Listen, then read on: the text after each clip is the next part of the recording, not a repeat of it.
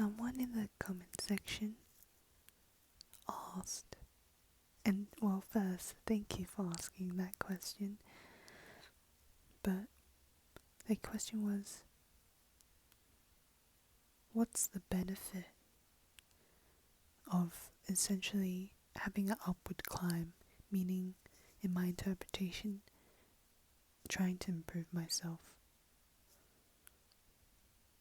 and having gifts, certain gifts of being socially aware and knowing how predictable things are, and just having this sort of awareness and intuition. And what's the purpose, the benefits of having such gifts? They illustrated it by talking about a clam and how when you are a clam and trying to work internally to essentially form a pearl within itself, the pearl being the jewel, it was questioned, who's the pearl for? What's the purpose of the pearl? Essentially, what's the purpose of internally working through all of these hardships? Because it doesn't benefit yourself, right? Or having these gifts. Because if you're a clam, and when you open up, it's not like the clam can look at it. It's always someone from an external source that looks at the clam and sees its beauty. And it's the decision of the clam whether to open up this gift to others or to hide this gift from others. And I think it's such a beautiful illustration. But does that mean the clam knows it holds this gift within itself and its beauty? That's really what I want to know. Because once it opens up and other people look at it, it's in the way that the world is now, it's only going to get taken away. And this can be said through energies, as in such a high energy that you have, warm, comforting, people can steal that from you. They can steal it, or they can take some from you, or they can just simply admire it, the energy. It really depends on the person who they are.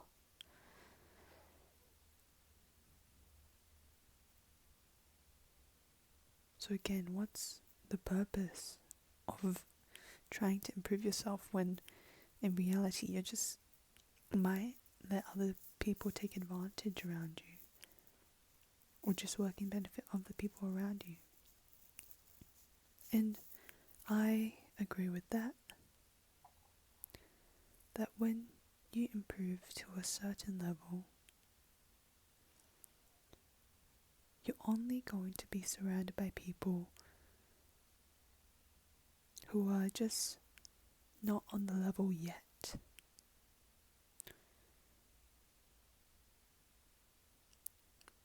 Who are people that maybe need help, such that when you open up, they might see you as a light or an opportunity for them to level up, or even to feel better about life. And once you reach that stage, I feel like that's when people know their environment that they're living in is not right. Because you just constantly get drained, even with the people that you love. They may never reach a level that they can give back to you, but rather you giving things to them. in a physical way, but in just a spiritual way, energy wise. When a loved one thinks so negatively about life and you're trying to scatter away from the idea, they'll only start putting these ideas, their own ideas, into you. And that's when you go through a whole cycle of having to deal with all this internal work, all this imposed ideas, to really see the beauty of life. And once you reach it, you're again surrounded by the same people. The same people that impose these ideas. So you go to a loop again, and it's constant. And the thing is, when you go through stuff like this, seeing the beauty of life, seeing how good it can be, you have to be open-minded. And that's something you have to do. You can never be closed-minded.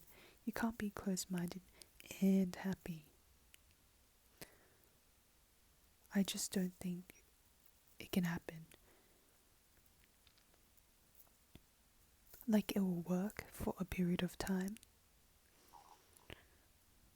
But having open-mindedness gives a sense of freedom and longing that you can do anything.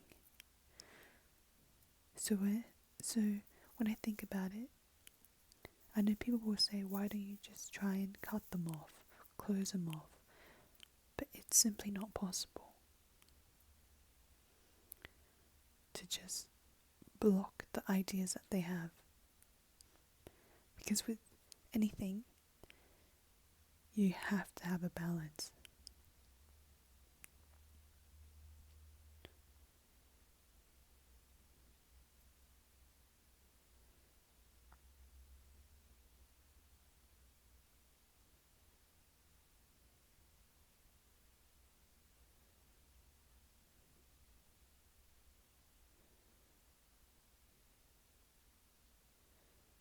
And it's hard too when they're within your bubble. Because when you're on this level of openness of the happy things, you'll also be open to the sad things.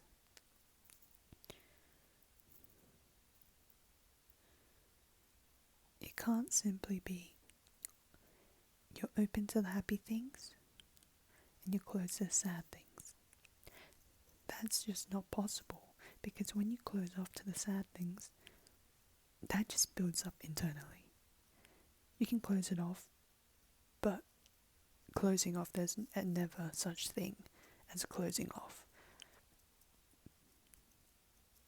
Like, of course, like, for a certain, yes, you can close it off, but it will be absorbed into you anyway. And then you just have to deal with it in the later life along the line. And it's hard. It's really hard. Because like again with the clam, you're open for others. But you want to receive something the same. But the environment around you, every clam is closed. There's no single pearl that's shown. It's just closed. So it's ideal to be in an environment where you're a clam that's open, but also the surrounding clams you're in are open. Because it's openness all together as a community.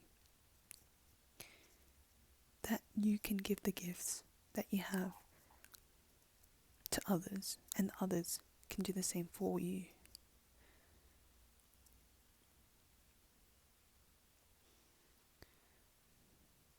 But reverting back to the situation where you're a clam with closed clams, you can allow the other clams to look at you,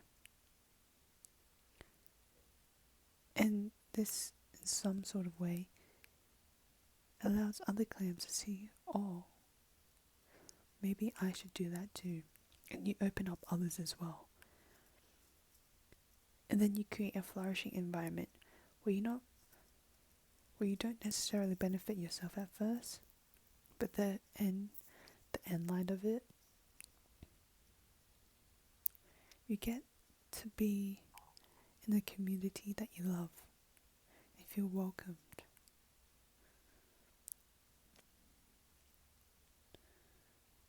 So to me, when I build up towards this improvement in the pearl, yes, at first it doesn't benefit me. I can see it not benefiting me at all. But I've seen the people around me get so empowered and get willing to improve themselves as well. Not to a high level, but good enough for me to say, wow.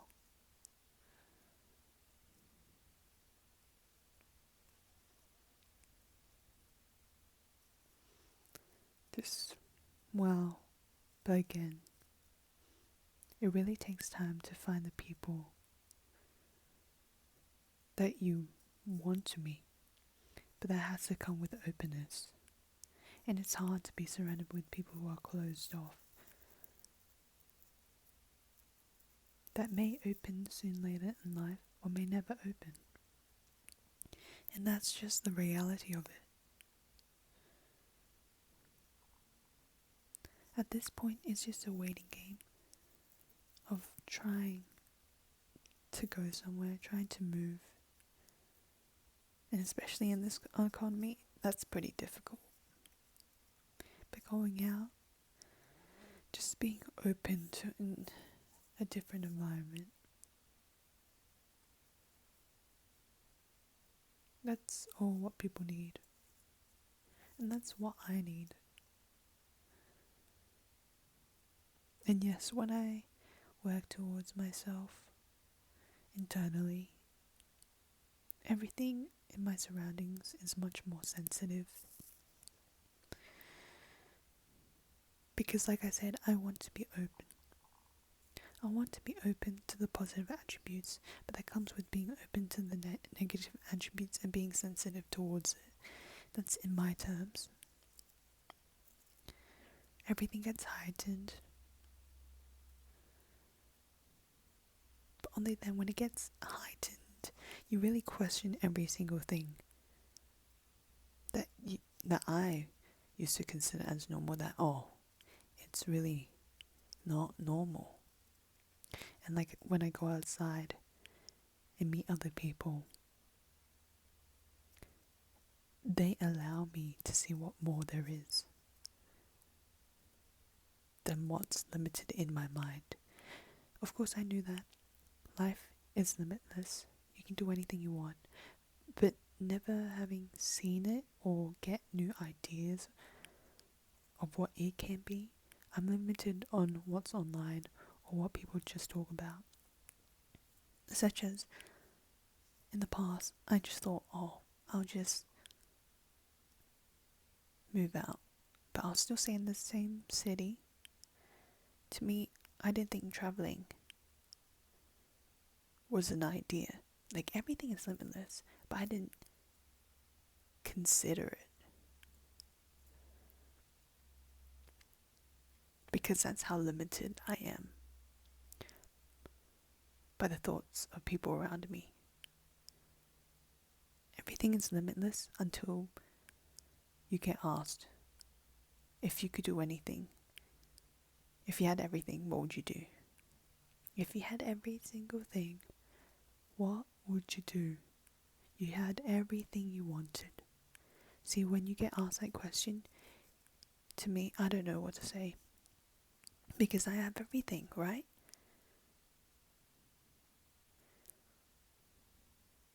Right? It's just really about being open. And going through the pain of this internal work, it's not fun. And like that person said, yeah, you're right. Right now, there's no benefit. no benefit at all. And I think that hurts. That hurts for me. Because I'm just getting so hurt going through all this pain when there's others that are just thriving. So I just see the positive side of it, that, oh, I'm going through this work to better myself rather than die a life without ever knowing. And that's hard because even when you go through all this stuff, that doesn't determine whether you get everything that you wanted. Like what you develop now, internally, how you grow, it doesn't mean you'll do good in life. Of course, you'll be knowing of yourself, but does it really determine how you really are in society? Does it really? So it's just like, let's say, what's the most common one? Money. Financial wealth. Does improvement equal financial wealth?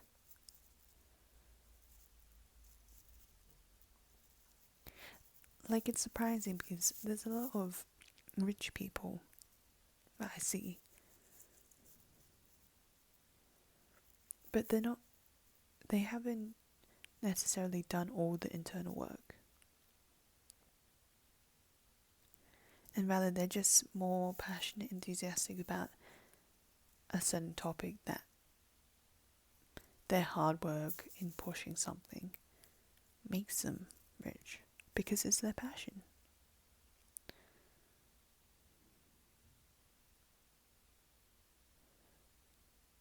It really is on. It really is.